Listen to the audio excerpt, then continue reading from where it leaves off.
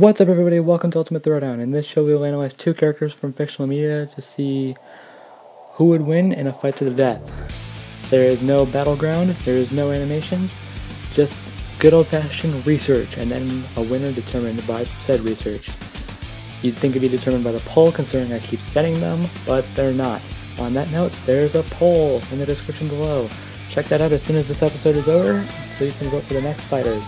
Because yes, I'll be revealing the next ones. Alright, so it's time for a Halloween-themed episode. Today we have Jason Voorhees from Friday the 13th versus Michael Myers from Halloween. A good old-fashioned slasher battle.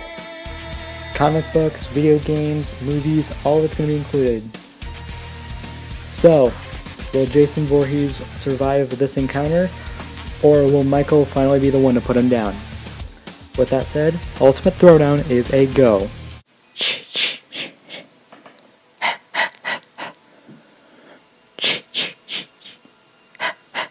Okay, Jason noises.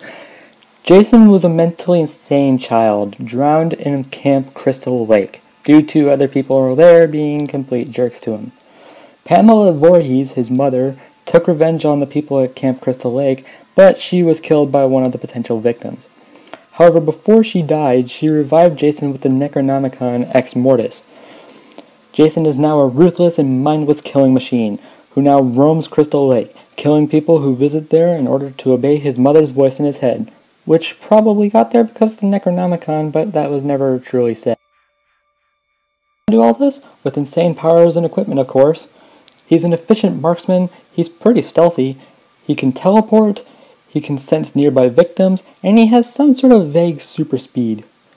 The teleportation thing I mentioned before is called slasher porting. Basically, if you are a slasher in a horror film, you can appear somewhere out of nowhere due to suspense. We thought that was just what Jason was, but then the Friday the 13th game proved otherwise and showed that he can actually teleport. But his most iconic and most overpowered ability ever is his resurrection. Every time he dies, he just comes back to life by a quick lightning strike, way stronger and even more determined to get the kill.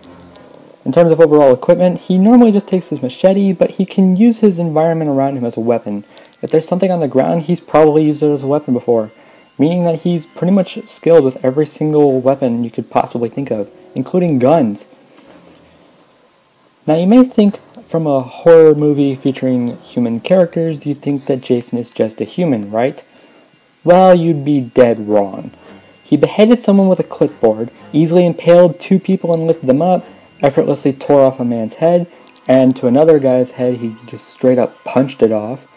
He slammed two girls' heads together so hard it instantly killed them. He crushed a man's skull with his bare hands. He could tear people's bodies apart. He smashed the hood of a car by simply standing there. He lifted a man with one hand and impaled him on a flag. He lifted cars. This guy is insane. It's almost as if he can bust through walls Kool-Aid Man style. Oh wait, he can do that too. He's also incredibly fast. Not super faster than light fast like Flash or Sonic, but fast enough to be considered superhuman. He moved and killed underwater faster than two government-trained scuba divers. He's fast enough to catch a semi-truck, and he even outran bullets. You know, the same bullets that can move at Mach 1 at the very least. In terms of durability, he survived getting hit by a car, which then hit a tree, and then he got hit by another car, which sank him underwater. He stopped Ash Williams' chainsaw assault with his body. He shook off a point-blank shot from Ash. He was unfazed by automatic gunfire. He isn't affected by electricity at all. He got stabbed by his own machete and then ripped it out of the other side. Got impaled by two machetes. Can't die by being stabbed through the heart. And survived a car explosion. He survived getting stabbed through the eyes. He could no-till gunfire. And he walked off falling off of a mountain. Yes, a mountain. That being said, despite all of this, despite how overpowered this guy truly is, he's not perfect.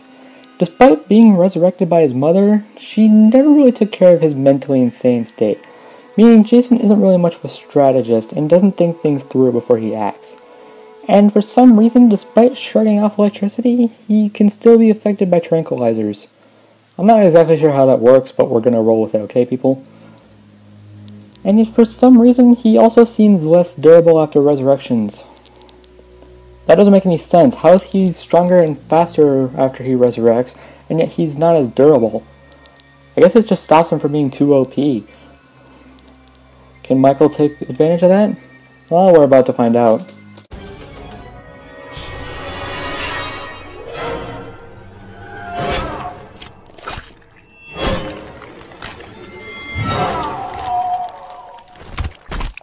If we're being honest, there is just as much to talk about with Micheal as there is Jason.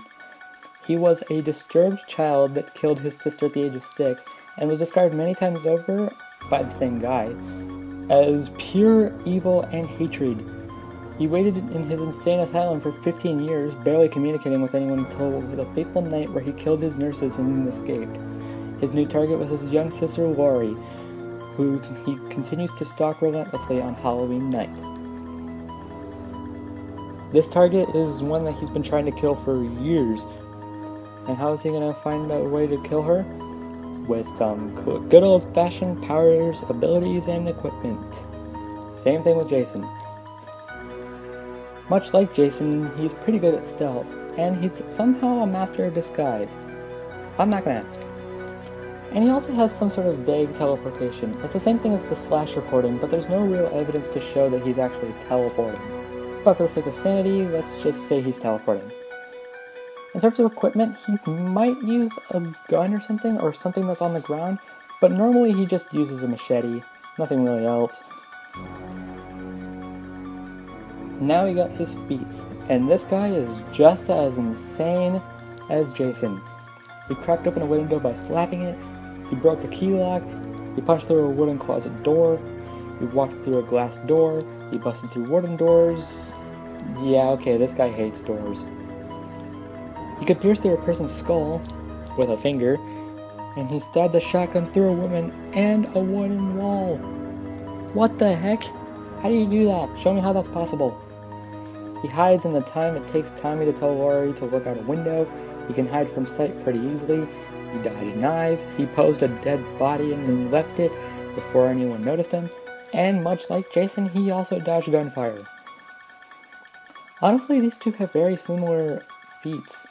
It's insane, actually. He wasn't hurt by scalding water. He was stabbed in the eye. This guy gets stabbed a lot. He survived gunfire. He fell out a window. He survived a point-blank explosion and walked out. He was hit with a shovel. He got shocked and lit on fire.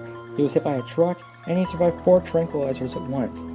Quick little side note to the point-blank explosion feat. It did leave him in a multiple-year-long coma. But the destruction was still impressive nonetheless. He walked out, but then he just kind of fainted. He disabled cars, and he can mimic Possum. How that's actually important, I don't know, but I said it anyway, because ha. However, much like Jason, Micheal isn't perfect, and he is not unstoppable nor unkillable. But that doesn't stop the fact that he is a dangerous killer to begin with. But will Micheal be able to be the one to put Jason down? Let's find out.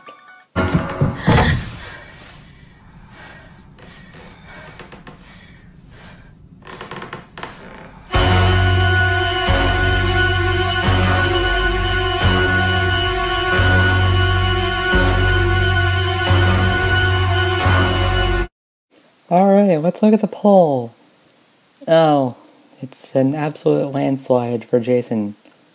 Actually, it's a flawless victory. Yeah, I threw that in. Fight me. But, it's like I always say, the poll doesn't determine the outcome, the research does. So with that in mind, the winner of this Ultimate Throwdown is Jason Voorhees. And yes, it's because he can't be killed by Micheal. You know, the one argument everybody brings up as to why Jason stomps this fight. Yeah, that. Yeah, it's legit. But if you thought that was the only reason why Micheal would lose, you are dead wrong. So let's see how Jason takes the win regardless of that. Both Jason and Micheal were pretty even in some surprising ways. They have similar speed, experience, and overall stats.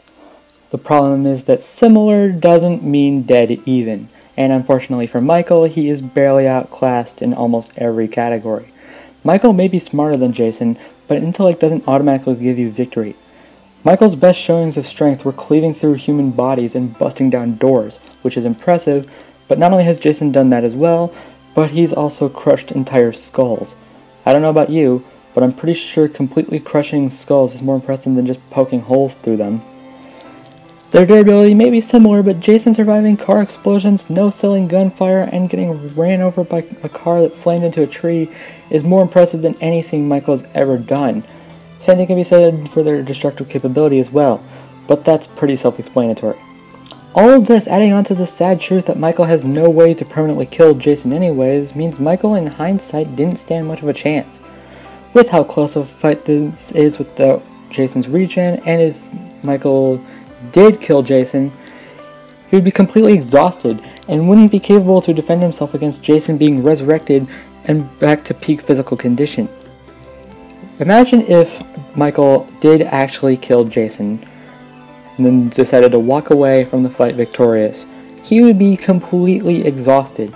Meanwhile, Jason would be resurrected just like that, and Michael would be too exhausted to not defend himself. Jason, on the other hand, would be in complete and total physical condition. So with that said, the winner is Jason Voorhees. Mommy is proud of you, Jason. But it's time to come home now.